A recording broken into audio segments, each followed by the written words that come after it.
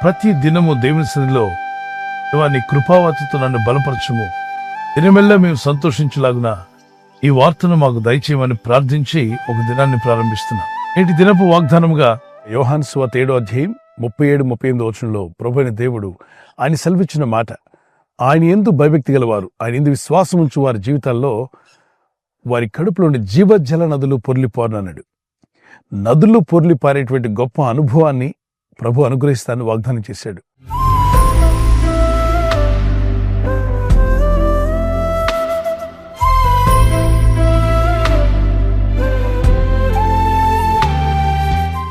నలభై 43వ కీర్తనలో, 46వ కీర్తనలో, అలాగే యోహాను సువార్త 4:14-15లో నేనిచ్చు నీళ్లు తాగువాడు ఎన్నడూ దప్పికొనడని, ఆయన యందు విశ్వాసం ఉంచిన వారి బ్రతుకుల్లో నదులు పొంగిపారే అనుభవంలోకి నడిపిస్తాడు. ప్రపంచంలో ఎన్నో రకాలైన నదులున్నాయి, కానీ జీవనదులని అన్నిటినీ పిలవరు. జీవనది అని దేన్ని పిలుస్తారంటే ఎల్లప్పుడూ నీరుండేటువంటిది. అన్ని కాలాల్లో కూడా, వేసవి కాలంలో కూడా నీళ్లతో నిండి ప్రవహించే నదినే జీవనది అంటారు. జీవనదులు అని వేటికి పేరంటే అన్ని నదులకు ఆ పేరు లేదు, కొన్ని నదులకు మాత్రమే ఆ జీవనది అండి అంటారు. ఎందుకని? ఆ నదిలో ఎప్పుడు నీరుంటుంది. మిగిలిన నదులు వర్షాకాలంలో బాగా నీరుంటాయి, ఆ వర్షాకాలం గతించిపోగానే ఎండిపోయిన నదుల్లా కనిపిస్తాయి. వేసవి కాలంలోకి వెళ్తే ఎడారిలాగా ఇసుక కనిపిస్తుందే తప్ప, ఇసుక దిబ్బలు తప్ప నీరు చుక్కుండదు. అటువంటి నదిగా నువ్వు ఉండకూడదు. అన్ని సమయాల్లో పారే నదిగా ఉండాలి. సమయమందును అసమయమందును మీరు ఫలించేవారుగా ఉండాలి. ప్రభు మిమ్మల్ని ఆ విధంగా ఆస్వాదించి దీవించగల శక్తిమంతుడు. ఇక్కడ ప్రభుని దేవుడు తన యందు భయభక్తి గల వారి జీవితాలు దేంతో పోల్చాడంటే జీవన్ నదులు పొంగి పొర్లను అన్నాడు. జీవనదులు పొంగి పొర్లే విధంగా ప్రభు చేస్తాడా? ఎస్. మీ జీవితం మీకే కాదు, అనేకులకు మేలు కలిగించేదిగా ఉండబోతుంది. మీ కుటుంబానికే కాకుండా ఇతరులకు కూడా మేలు కలిగించేదిగా ప్రభు మిమ్మల్ని దీవించి బలపరిచి వర్ధిల్ల చేయబోతున్నాడు.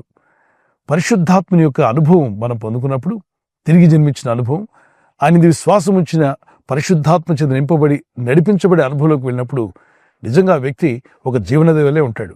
అతను పలికే మాటలు, అతనిచ్చే సలహాలు, అతను చేసే ప్రార్థనలు మన జీవితాలకు, మన చుట్టూ ఉన్న వారికి ఎంతో ఉపయోగకరంగా ఉంటాయి.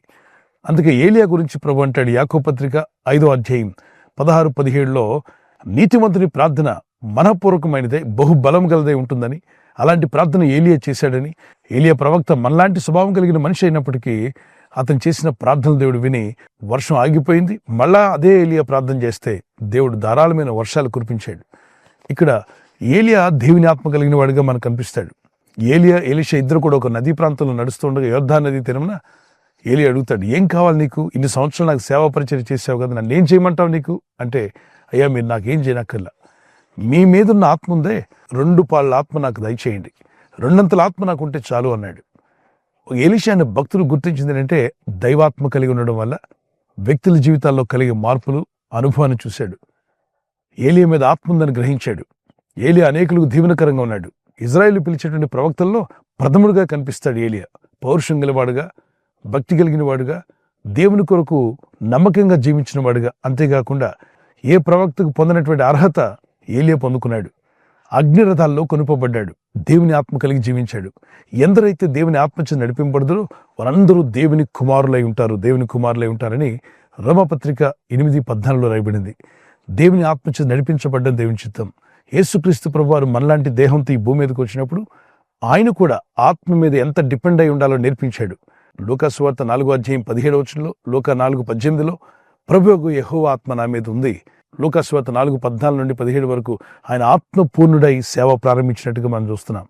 ఈరోజు ప్రతి ఒక్కరూ ఆత్మ కలిగి ఉండాలని ప్రభు కూడా కోరుచున్నాడు. అపోస్తుల కార్యం 1వ అధ్యాయం 8-14-15 వచనం వరకు వారందరూ యెరూషలేములో కూడి ప్రార్థన చేస్తున్నారు. పరిశుద్ధాత్మ కావాలని కోరుకుంటూ దేవుని దగ్గర పట్టుదలతో ప్రార్థించారు. ఎడతెగక ఏక మనసుతో ప్రార్థించగా పెంతెకోస్తు అనే 50వ దినమున పరిశుద్ధాత్మ చేత నింపబడ్డారు. మరి జీవజల నదులు అన్నాడు, బహువచనం, ఒక నది కాదు, అనేక నదులు, అవి కూడా జీవనదులు అన్నాడు. మీలో ఆత్మదేవుడు అటువంటి జీవనది లాంటి మాటలు మీ అంతరాత్మలో నుండి తీసుకొస్తాడు. ఆయన ఇచ్చేటువంటి మాటలు, ఆయన ఇచ్చేటువంటి పరిశుద్ధాత్మ నడిపింపు, అది మీకు క్షేమం, మీ ఇంటి వారికి క్షేమం, మన చుట్టూ ఉన్న సార్వత్రిక సంఘానికి క్షేమం కలుగు చేస్తుంది. ప్రజలకు కూడా క్షేమం కలుగు చేసే అద్భుతమైన విషయాలు ఆత్మదేవుడు అనుగ్రహిస్తాడు. మరి అట్టి క్షేమస్థితిని మీరు పొందుకోవాలని, మీలోండి కూడా జీవజల నదులు పొంగిపోరే స్థితి మీకు రావాలని మా ప్రార్థన.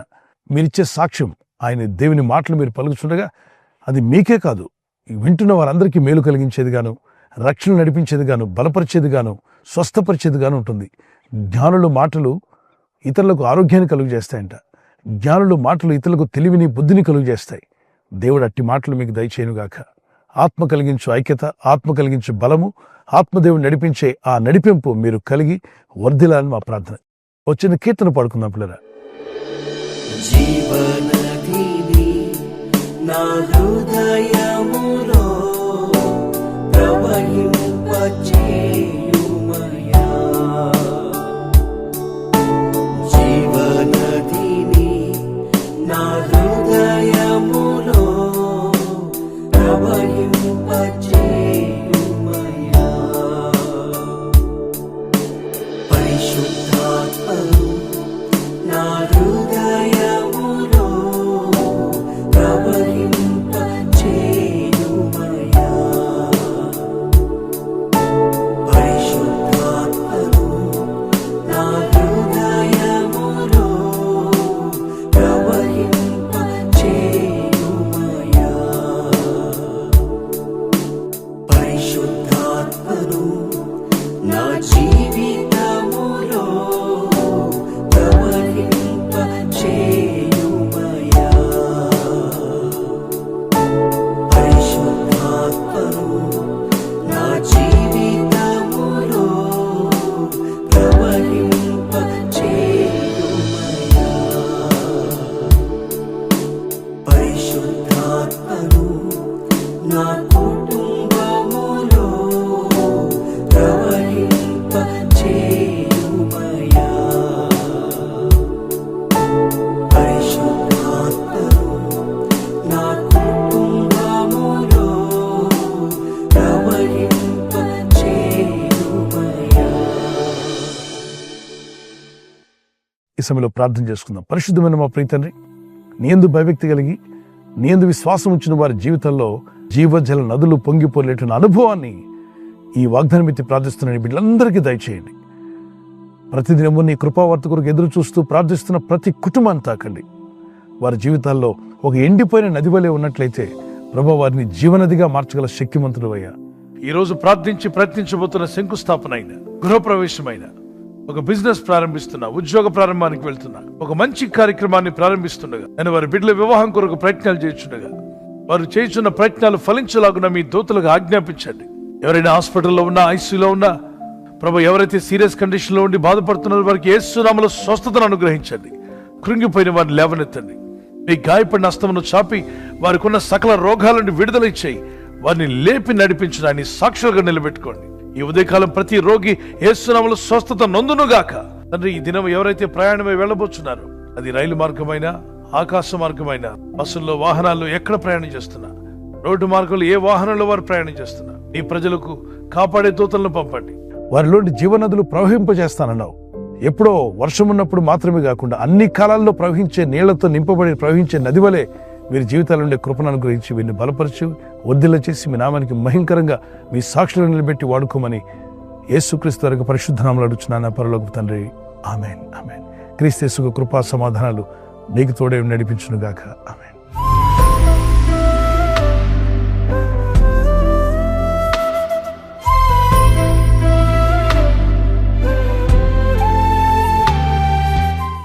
మరి బర్త్డే ఉన్న వారికి happy birthday to you. Many more returns of the day. May the lord continue to bless you. నీ ప్రార్థనలన్నీ యెహోవా సఫలపరచును గాక. May the lord grant all your request. Psalms 20:5. కీర్తన 25. నీ ప్రార్థనలన్నీ యెహోవా సఫలపరచును గాక. May the lord bless you with this words. ప్రభు మిమ్మల్ని దీవించి బలపరచాలి మా ప్రార్థన. కుమారులు, చిన్న బిడ్డలు, పెద్దవారు మొదలుకొని మరి హ్యాపీ బర్త్డే. మీకు దేవుడు దీర్ఘాయుష్నివ్వాలని, మంచి ఆరోగ్యములు కలిగి దేవుని వాక్యంలో ప్రార్థనలు ఎదగాలని మీ నిమిత్తం మా ప్రార్థన. మీ ఆత్మ వర్ధిల్లుచున్న ప్రకారము మీరు అన్ని విషయాల్లో సౌఖ్యంగా ఉంటూ, ఆరోగ్యంగా ఉంటూ వర్ధిల్లాలని మీ కొరకు ప్రార్థిస్తున్నాం. God bless you. Many more returns of the day. Wedding anniversary జరుపుకున్న వారికి we wish you all the best. Happy anniversary. Many more returns of the day. ప్రభు అక్కడ ఆలస్యమైతే silver jubilee, golden jubilee, platinum కూడా జరుపుకునే కృప దేవుడు మీకు ఇచ్చునుగాక. యెహోవా తన్ను ప్రేమించు వారందరినీ కాపాడును. కీర్తన 145:20.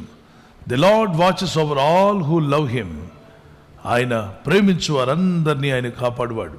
ఆయన ప్రేమిస్తూ ఉదయకాలం లేచి ఆయన ప్రార్థనలో ఉన్నారు కదా, ఆయన పాదసన్నిధిలో మీ ప్రేమను వ్యక్తపరిచారు.